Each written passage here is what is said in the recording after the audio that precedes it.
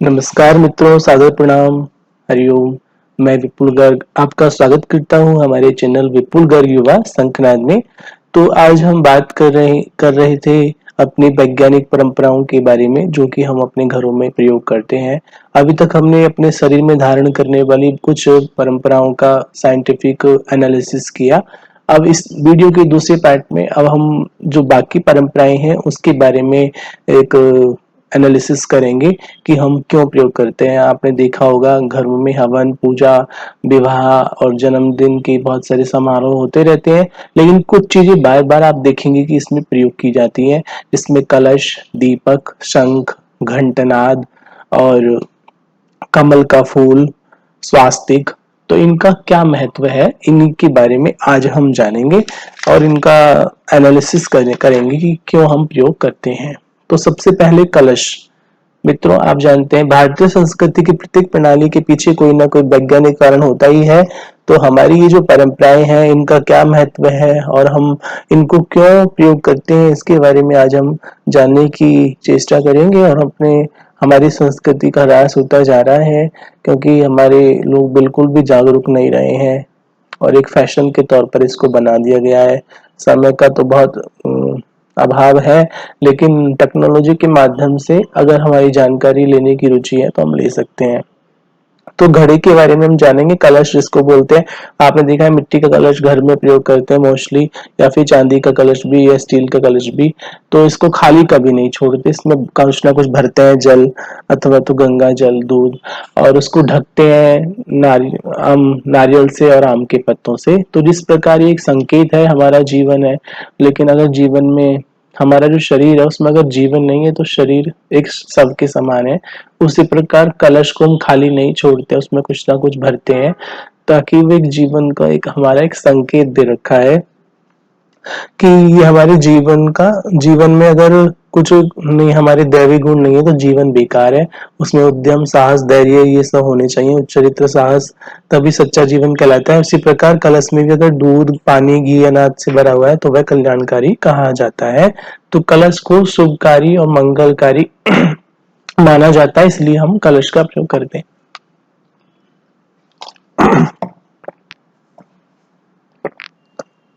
अब हम बात करेंगे स्वास्तिक के बारे में। दूसरा हमारा चिन्ह है, आपने देखा है स्वास्तिक, एक ऐसा आकार, एक ऐसी डंडी, यूं और इधर से यूं पूरा हम बनाते हैं कोई भी शुभ कार्य हो।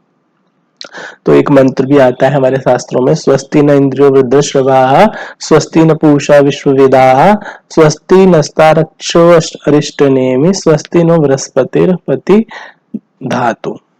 तो इसका अर्थ है, महान कीर्ति वाले इंद्र हमारा कल्याण करो, विश्व ज्ञान स्वरूप पूषदेव हमारा कल्याण करो, तो जिसका हथियार टूटा ऐसे गरुण भगवान हमारा मंगल करो, बृहस्पति भगवान हमारा मंगल करो। तो स्वास्तिक बनाने ये भी एक हमारा शुभ कार्य और पॉजिटिव एनर्जी का प्रतीक माना जाता है। जर्मनी का जो शासक था हिटलर, वो जब आक्रमण करता था तो उसकी पार्टी का जो झंडे पे निशान था वो स्वास्तिक था। उसने पाया कि स्वस्तिक को देखने से जीवन शक्ति बढ़ जाती है, इसलिए उसने ये अपना चिन्ह बनाया था। नाजी पार्टी का शासक था हिटलर। डॉक्टर डायमंड के प्रयोग से बताया कि स्वस्तिक का दर्शन यहूदी की भी जीवन शक्ति को बढ़ाता है। स्वस्तिक का शक्तिवर्धक प्रभाव इतना प्रगाढ़ है। तो हमारे भारतीय परंपराओं में नवजात शिशु की छठी के दिन, दीपावली के दिन, पुस्तक पूजन में, घर के प्रवेश द्वार पे, मंदिरों में प्रवेश द्वार पर, अच्छे शुभ प्रसंगों में स्वस्तिक का चिन्ह बनाया जाता है। तो ये एक कार्य निर्विघ्न संपन्न हो उसका प्रतीक माना जाता है। और अन्न, वस्त्र, वैभव आदि आए घर में, ऐसी पवित्रता के कारण बनाए रखने के कारण ये हम स्वस्तिक का प्रयोग करते हैं। तीसरा जो हमारा वैज्ञानिक परंपराओं में आता है वो है शंख। आपने देखा होगा शंख बजाते हैं। हमारे बचपन में हमें खूब याद है कि मंदिर में जब आरती होती थी शाम को, सुबह तो हमने कम अटेंड कर पाए, लेकिन शाम के समय संध्या आरती जब होती थी तो शंख बजाते थे। तो शंख बजाने से उसकी जहां तक भी ध्वनि जाती है, ऐसा जगदीश चंद्र बसु ने प्रयोग किया, वहां तक के रोगाणु और कीटाणु नष्ट हो जाते हैं। कपूर जलाते हैं आरती में, तो कपूर भी वातावरण में नेगेटिव एनर्जी को दूर करता है और पॉजिटिविटी को बरकरार करता है, इसलिए हम कपूर भी आरती को प्रयोग करते हैं। तो शंख बजाने से त्रिदोष नाशक है, शुद्ध नव और नवनिधियों में से एक है। ग्रह और गरीब की पीड़ा, क्षय, विष, ग्रस्ता और नेत्र रोग का नाश करता है। ये हमारे शंख का महत्व है। संध्या के समय शंख बजाने से भूत प्रेत राक्षस आदि भाग जाते हैं और बैक्टीरिया यानी जीवाणु नष्ट हो जाते हैं। गूंगेपन में शंख बजाने से तुतलेपन, मुख की कांति के लिए, बल के लिए, पाचन शक्ति, भूख बढ़ाने के लिए, श्वास, खांसी, जंजीर और हिचकी में शंख भस्म का औषधि की तरह प्रयोग किया जाता है। अब हमारा अगला जो चिन्ह है वो है ओमकार। ओम यानी बच्चा रोता है तो वाह वाह करता है, रोगी कराता है तो वाह आ की आवाज आती है। और हमने देखा है अगर हम ओम का संधि विच्छेद करें तो ओम जो बना है अ उ म और चंद्र बिंदु से ओम बना है। तो ओम का हर कोई ना कोई किसी न किसी रूप में प्रयोग करते हैं। मैंने बताया रोगी आ और कोई दुख हो जाए, पीड़ा हो जाए तो उन मुंह से निकलता है आ, क्या हो गया यानी अ उ और म, उसका एक अक्षर तो बोला मुंह से।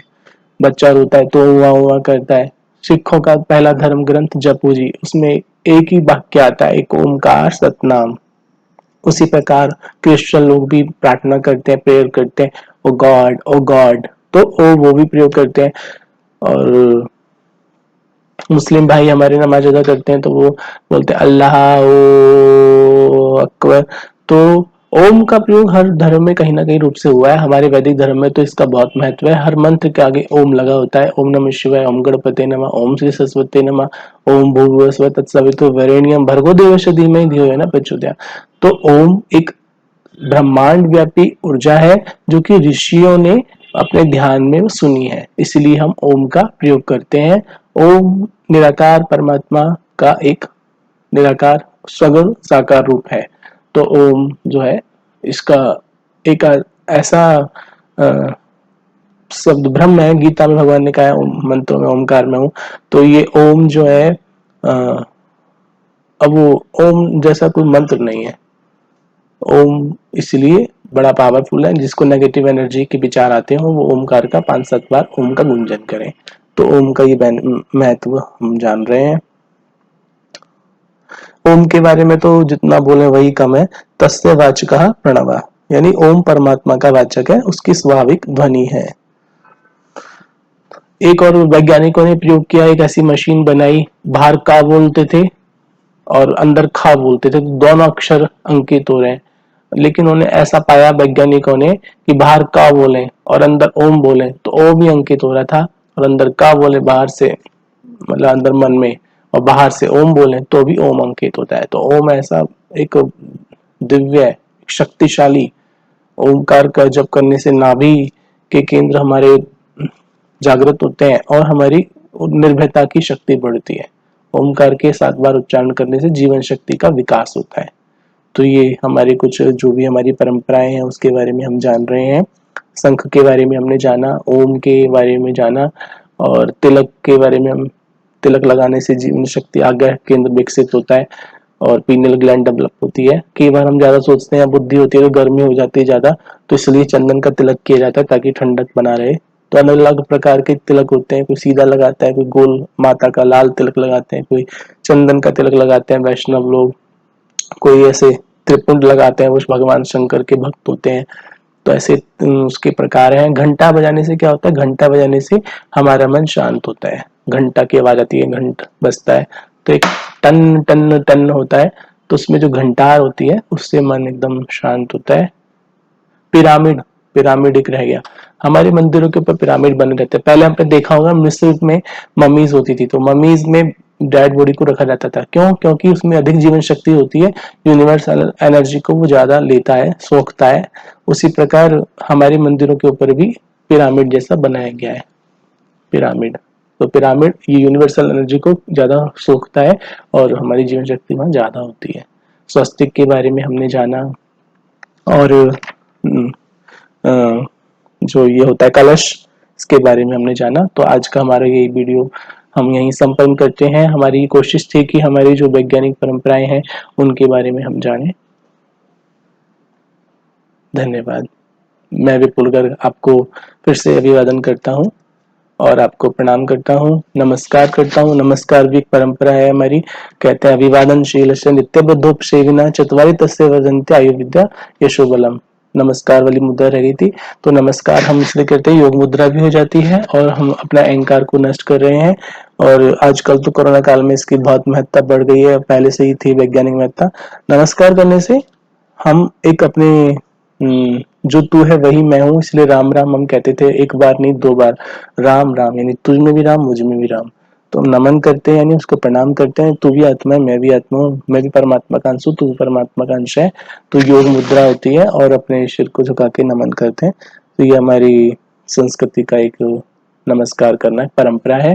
तो ये कुछ हमारी परंपराएं थी जिनको हमने जाना। तो आशा करता हूँ आपको वीडियो अच्छा लगा होगा। ओम।